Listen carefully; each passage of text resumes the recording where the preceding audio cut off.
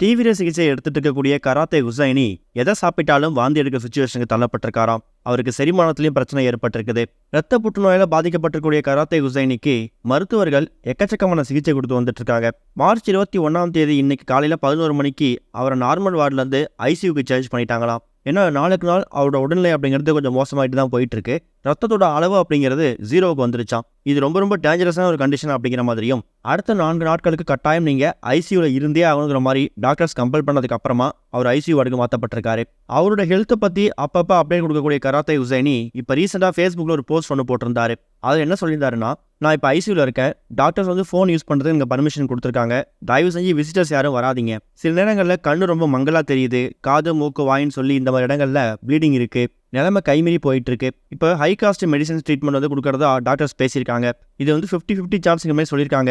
அடுத்ததான் என்ன நடக்க போகுது அப்படிங்கிறது எனக்கே தெரியல. இன்னொரு பக்கம் அவருக்கு சாப்பிட்றதுல செரிமான கோளாறு ஏற்பட்டிருக்குது. அவரால் கையை தூக்கி சாப்பிட கூட அவர்கிட்ட ஸ்டாமினா கிடையாது. இரவு நேரங்களில் பயங்கரமா குளிர் ஜுரமும் வந்துருதான். பக்கத்தில் இருக்கக்கூடியவங்க பார்த்துக்கிறவங்க அவருக்கு 3 வேளையும் சாப்பாடு ஊட்டி தான் விடுறாங்க. சாப்பிடக்கூடிய சாப்பாடு அந்த டைஜஷன் அப்படிங்கிறது ப்ராப்பராக நடக்கிறது இல்லை. எதை சாப்பிட்டாலும் உடனே வாமிட் பண்ணிடுறாராம். இதுக்கு வேற வழியே கிடையாது. ஏன்னா இப்போ ஒரு மெடிசின்ஸ் எடுத்துக்கிட்டு இருக்காரு. இன்னொரு பக்கம் எந்த விதமான அசைவும் இல்லாமல் 24/7 பெட்ல ரெஸ்ட்ல தான் இருக்காரு. இப்போ இருக்கிற இந்த சுச்சுவேஷன் அப்படிங்கிறது கொஞ்சம் கைமீறி போனாலும் டாக்டர்ஸ் அவங்களால எந்த அளவுக்கு முயற்சி செய்ய முடியுமோ அதுக்கான முழு உழைப்பை போட்டுட்டு இருக்காங்க. ஏதாவது ஒரு வழியில கராத்தே ஹுசைனியை மீட்டு எடுத்துட முடியுமா அப்படிங்கிற மாதிரி போராடிக்கிட்டு இருக்காங்க. ஹுசைனிக்கு கொடுக்கக்கூடிய ட்ரீட்மெண்ட் அப்படிங்கிறது இப்போ உயர்கட்ட சிகிச்சை கொடுக்க போறதால அடுத்த 4 நாட்களுக்கு அவர் எந்த விதமான டிஸ்டர்பன்ஸ் இல்லாமல் இருக்கணும் அப்படிங்கிற மாதிரி சொல்லியிருக்காங்க. இதுக்கிடையில 10,000க்கு அவர் சாப்பிடும்போது சாப்பிட்ட உடனே வாமிட் பண்ற விஷயமும் இன்னொரு சிக்கலாக வந்து அமைஞ்சிருக்கு. இது ஒரு பக்கம் இருக்க, தமிழ் சினிமாவில் பிரபலமான இயக்குநர்கள் ஒருத்தர் வலம் வரக்கூடியவர் தான் லோகேஷ் கனகராஜ். என்னோட படம் தான் இப்படி தான் இருக்கும் அப்படிங்கிற மாதிரி அவரோட பாணியில தனித்தனி திரைப்படங்களை கொடுத்திருக்காரு. எல்சியூ அப்படின்னு சொல்லக்கூடிய ஒரு சினிமாட்டிக் யூனிவர்ஸை உருவாக்கி விக்ரம், கைதி இந்த மாதிரி படங்களை லிங்க் பண்ணி தமிழ் சினிமாவில் ஒரு புதிய சாதனையை படைக்கக்கூடியவர். இப்போ சூப்பர் ஸ்டார் ரஜினி அவர்களை சேர்ந்து கூலி அப்படிங்கிற திரைப்படத்துக்கான ஷூட்டிங்கை முடிச்சிருக்காங்க. அடுத்ததா லோகேஷ் கனகராஜ் யாரை வந்து வச்சு இயக்க போறாரு?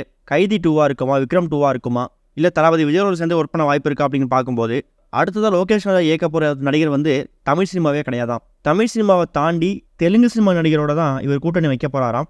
லோகேஷ் கனகராஜ் தெலுங்கு சினிமாவோட டாப் ஹீரோவாக இருக்கக்கூடிய ராம் சரண் கூட சேர்ந்து ஒரு படத்தை இயக்க போறதாகவும், அந்த படத்துக்கான அனௌன்ஸ்மெண்ட் கூடிய சீக்கிரம் வெளியாகும். கூலி திரைப்படம் ரிலீஸ் ஆனதுக்கு அப்புறம் தான் லோகேஷ் கனகராஜ் அந்த படத்துக்கான அப்டேட் வெளியிடுவார் அப்படிங்கிற மாதிரியும் இப்போ தகவல் வெளியே வந்திருக்குது.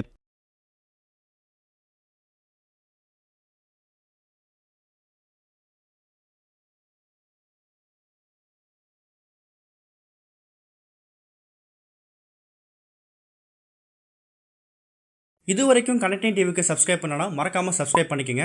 உடனடி அப்டேட்ஸ் பெறுவதற்கு நோட்டிஃபிகேஷன் பெல்லையும் கிளிக் பண்ணிக்கங்க.